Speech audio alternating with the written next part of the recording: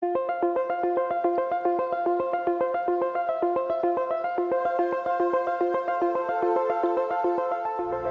Radnor residents and Happy New Year. Welcome to Radnor Studio 21. I'm your host and Ward 1 resident, Megan Gummel. And today I'm truly tickled to bring you a special edition of Commissioner's Corner, because not only do I have the pleasure of once again sitting down with my Ward 1 and newly appointed Vice President, Jack Larkin, also joining us today as she prepares to serve the second year as President is Ward 4 Commissioner Lisa Borowski. Welcome. Welcome. Thank Happy you. New Year. Happy New Year. Congratulations. Thank you. I'm so thrilled you're both here today. So Jack and I were getting ready to sit down once again for our Ward 1 Commissioner's Corner when I woke to a wonderful article that you had both been, you second term president and you vice president. So I'm so tickled that you're here today. So I thought we would take a look back at 2018 and your first year. It's been a heck of a ride, and before we get to responsibilities for the township, I wanted to let you both know that you are also responsible for my discovering I have a hidden talent. Axe throwing. Why? To work out your frustration? I did. After speaking, I remember Jack and I meant to bring this up last time. You brought that up. And my sister thought she was turning 40. Turns out she was only 39. But we all went axe throwing, and I have to say I was found out I have a little gift there. But so thank you for that. And maybe is that mobile axe throwing still coming to town? You know, we have a goal setting meeting coming up, and I've been campaigning that we should actually do that as part of the axe throwing. Maybe we could get some goals done and work out some frustrations at the same time. It was fun. It was truly fun. It is fun. I've done it too. So, and between just the three of us, the secret to advantage is you don't want the new boards. You want the old boards. When the axe goes in, it's like butter. Okay. It was a discovery. So anyway. That was much Maybe I'm not as talented as I think I am. So, how's the new year going? Well, it's only been a couple of days, so, I'm telling you, so far so good. We're 3 weeks in, and I have to say, it is pretty good. So let's get a little personal here, because I want to remind the residents that not only are you commissioners working hard for us, volunteered, elected, you're also people too, and I think that gets forgotten. So, and Lisa, we know each other. You are no stranger to public service, which is how we met. And you're married. You have 2 boys. They back at college? Thankfully, one has gone back. No, I love my boys dearly. But once they're gone and they're not messing up the house, you realize, wow, it's kind of nice. But my younger son's gone back to Temple. He's in his freshman year there. And my older son is still home. He goes to Scranton, and they do an intercession. So he's taking a class and working and won't be back in class until the end of the month. So he's still at home, which is nice. And you're still full-time working for Einstein? Yep, Einstein Healthcare Network. And your husband, Mark, not traveling as much, around a little bit more? He travels on occasion, not as much as he used to. But yeah, so he's around, works for IBM, so doing his thing. He's all good. And Jack, you have a little girl, I believe. I do. She is 15 months old. Wow. Her name? That's Margaret. Oh, Margaret. Margaret Larkin. So he's at the beginning, and I'm in the middle of that, and you're kind of almost the empty nester. Oh, yeah. Yeah. You get used to it. Right. The empty nest. You get used and to it. you are married? Yep. Your lovely wife? Bobby Larkin. She is at a trust company in Philadelphia, and she is taking care of the babies on Monday nights. So I'm very much excited about having shorter meetings this year. Oh, good. Good. And you are an attorney by trade, and what's your specialty? So I'm a litigator. We have a general practice litigation department at Gothrop Greenwood, which is my firm in Westchester. I'm a partner there. And I'm the head of the litigation department again this year, which is fun. I personally do a lot of municipal work. There's also a little bit of criminal. There's a little bit of personal injury. There's a little bit of corporate defense. And there's a decent amount of just insurance defense work that we do as well. So generally speaking, my rule of thumb is if it's not family and it involves getting yelled at by a judge, that's my specialty. All right. So looking back, Lisa, I think you probably knew more what you were getting into with Commissioner, with having served 4 years on the school board and is it 8 years on ref? Long time. 9 years, yeah. and then countless PTO and other things like that. Is this what you thought it would be? Time commitment wise? So, I'll just speak from, my perspective. It's definitely, it's more intensive than the school serving on this was serving on the school board. Well, okay. At the school board, when you're on the school board, you have specific issues, it seems like, at times that bubble up, that are of interest to the community, that parents are engaged in, that you're really working towards. My 4 years are pretty much defined by full day kindergarten. So, and then some other things. We changed the math curriculum while I was there, and that was a big issue. Here, it's a lot of, I think, big issues, and then in addition to that, many small fires. So we're dealing with the township budget.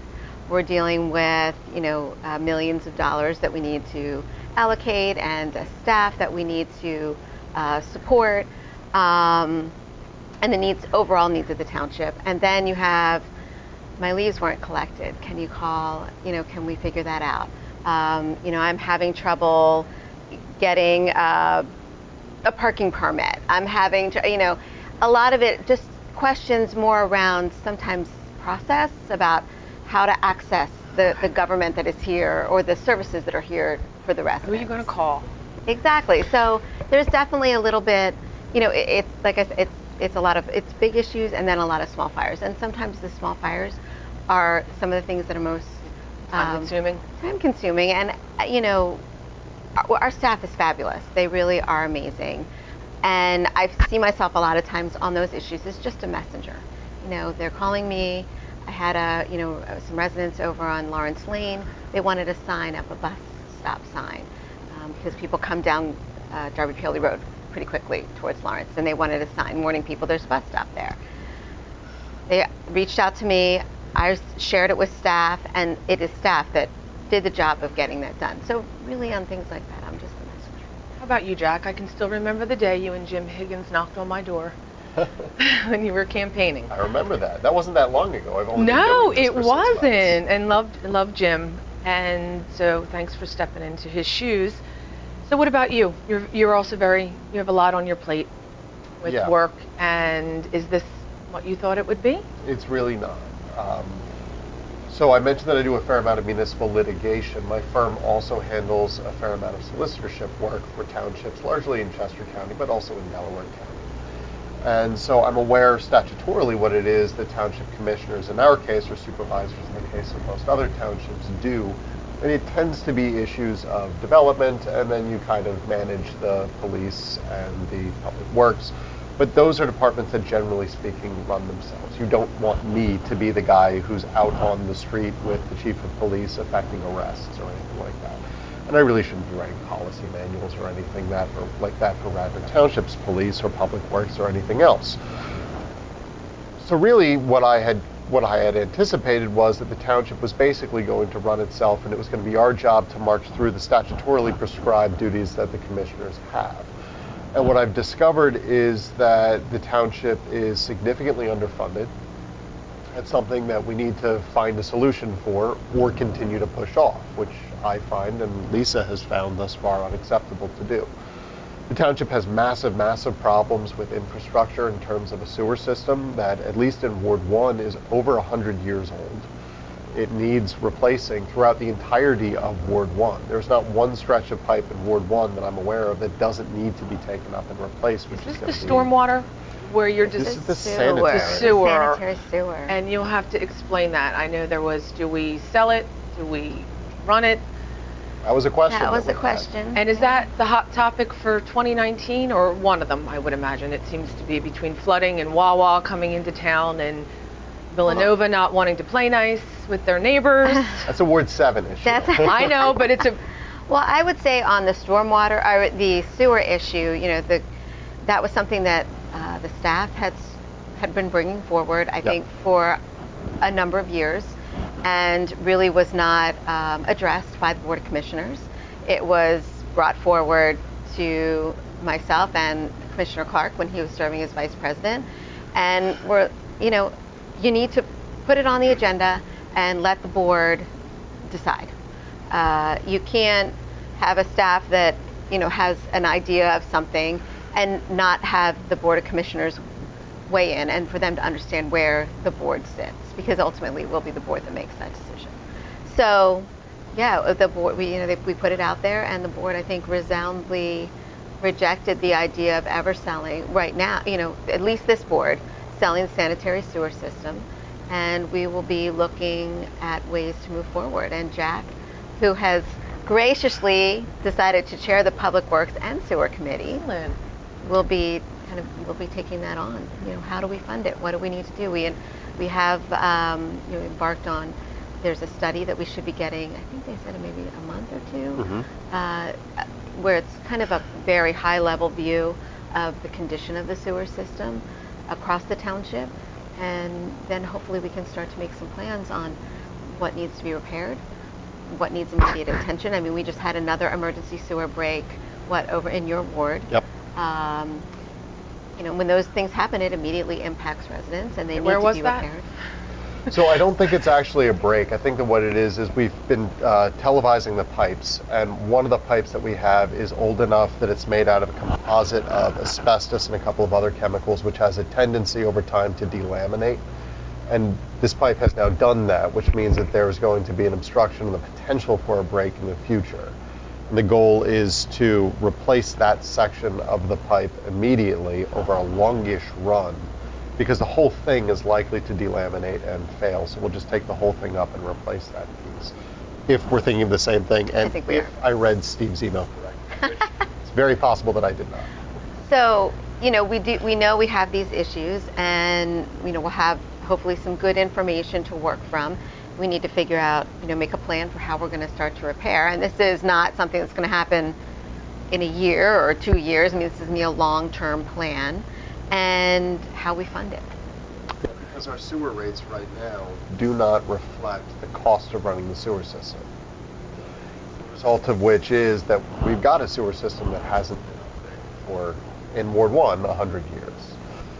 So the question then becomes, what do you want to do? We can push that off to Aqua and say, you guys be in charge of raising rates and running this like a public utility, and the residents will pay more, and they'll pay it to a company that has a profit motive.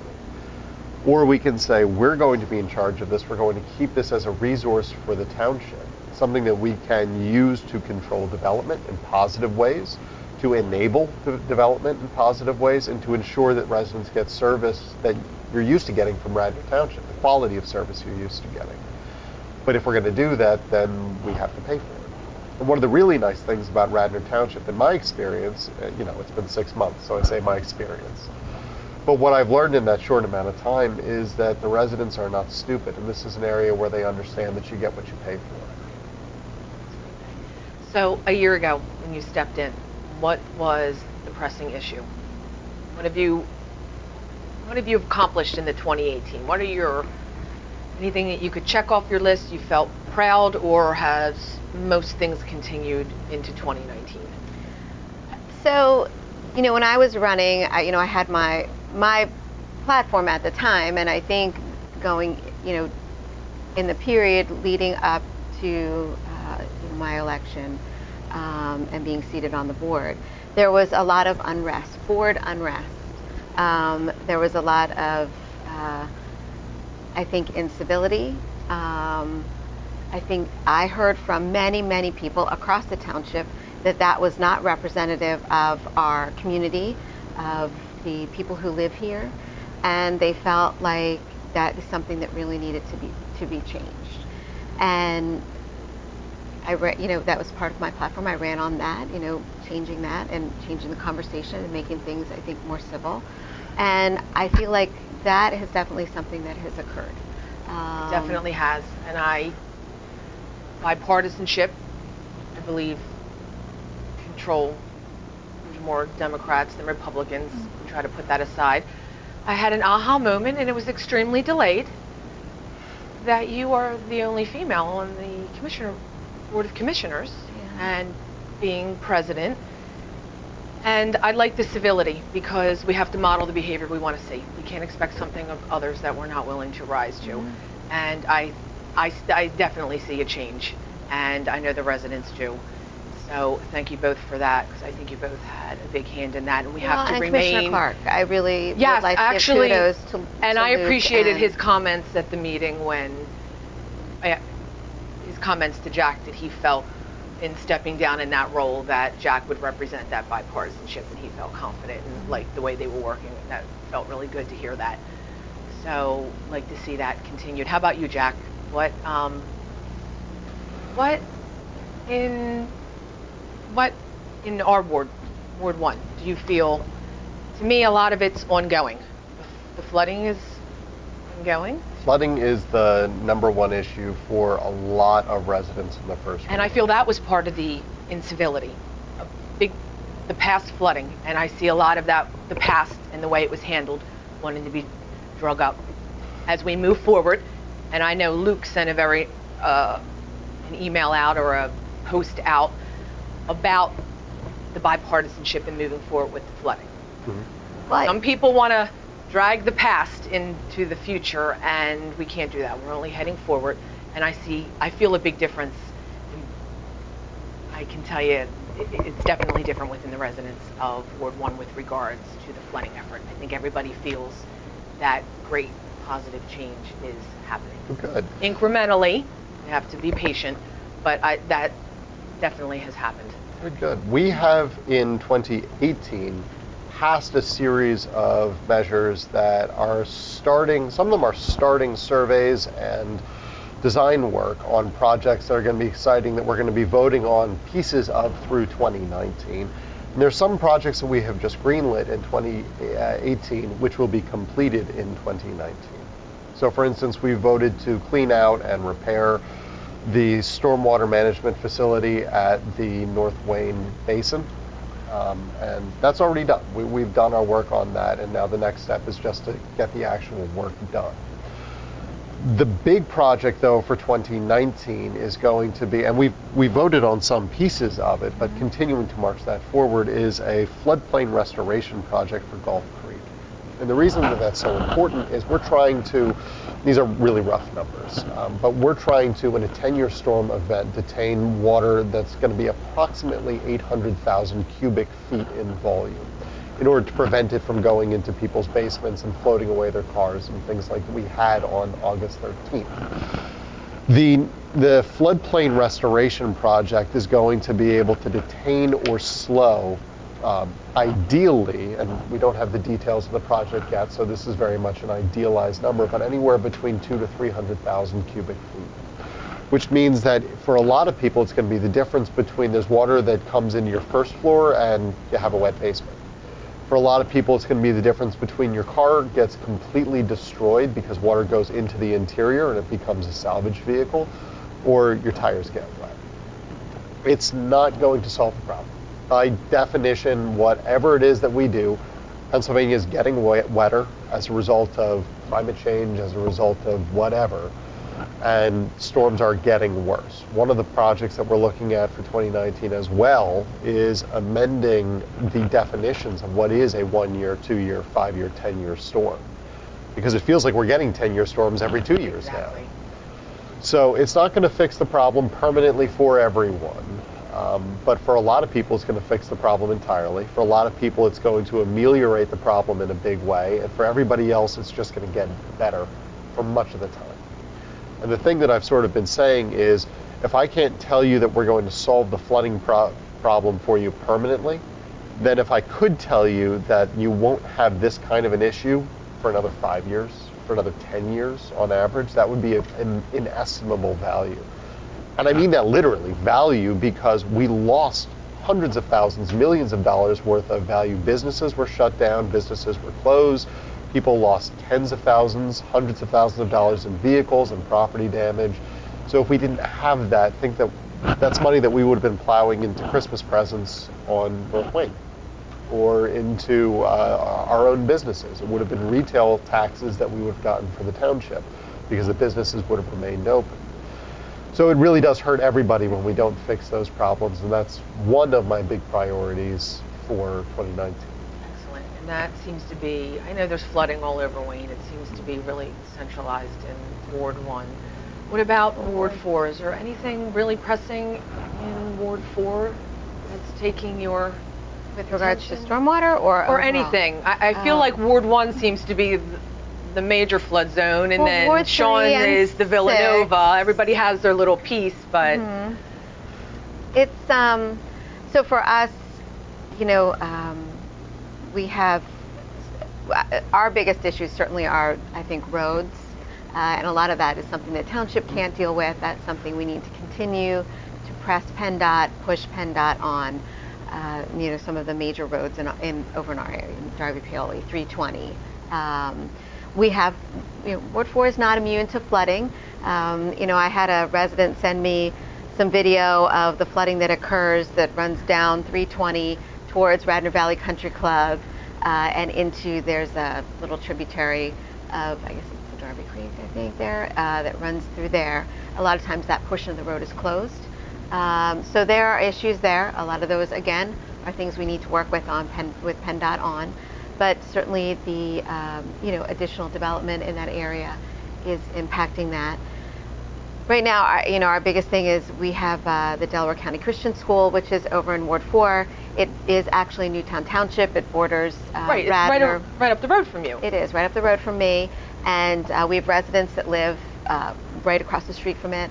They're looking to put in a turf field, a lighted turf field, which is causing definitely some concern and consternation. So we're working on that as well, and I'll be sitting at the Newtown Township Planning Commission meeting next week as we start, to hopefully work through this process and have our voice heard when it comes to Newtown Township making this decision. You never know what's coming down the road. You really don't. Right? You have no idea. All right, so what's immediately upcoming? What can we look forward to? I know the budget meeting you just had.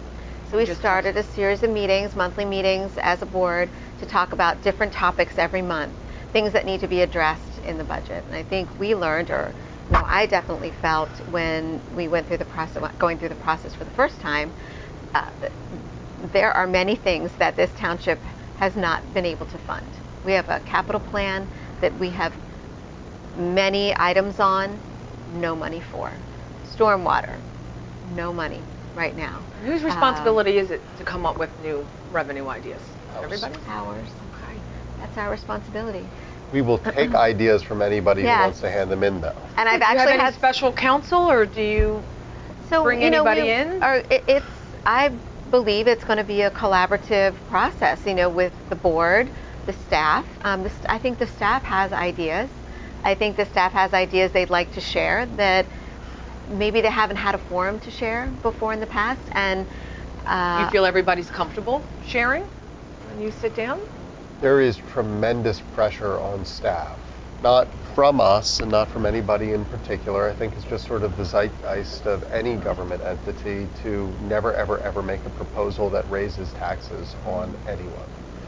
And you can really see that in the proposed budget that we got the first time around in 2018 for calendar 2019. Because the proposal that we had was, don't fund the township's ongoing OPEB obligations. That's essentially the medical care services, the medical care funding that we provide for people who have retired. Don't kick into that fund and don't pay for it for the future. And don't fund any of the capital projects that have previously been greenlit for calendar 2019. But when you do that, you'll be okay and you won't have to raise taxes. And of course, that's insane. Isn't that sometimes justified, though? Not raise- funding, to raise raising taxes? I mean, it's value. I said the residents are not dumb. They know that versus you get what you cost. pay for. Okay. which we did. But my feeling is that there are other options. And you can't just say we're going to raise taxes to pay for all this stuff. I think there are other opportunities. And what are those opportunities? When we all sit down and talk about it, is it making a better business development plan? Are there things we should be investing in because there will be a return on that investment? The Wayne Business Association has been asking, they've put in an ask, help us enhance the Wayne Business District. is that, and if we invest the money there, is that an investment that we're going to get a return on twofold? So those are some of the things I think we need to be looking at. There's always the option to go out for a bond issue, to pay for the stormwater projects. The stormwater fund was set up to pay for the the payments on a bond to do stormwater projects. That's why the fund was set up. It really wasn't set up to be like, oh, well, let's pay for this project from this. There's not enough money in it. It doesn't generate enough money to do that, but it could generate enough money to pay for a bond that could get us maybe 3 substantial projects. We've got Ward 1, we've got one in Ward 6 that we've approved work to start on investigating how we're going to get that done. And then potentially one coming forward, I believe, in Ward 3 to fix the flooding that happens in front of the administration building and the firehouse, which I think is, and as a township, those are important things that we need to consider township-wide. We can't be ward-centric, but look at it as a whole and what's going to benefit. Even though it's happening in one ward, how is it going to benefit all of us?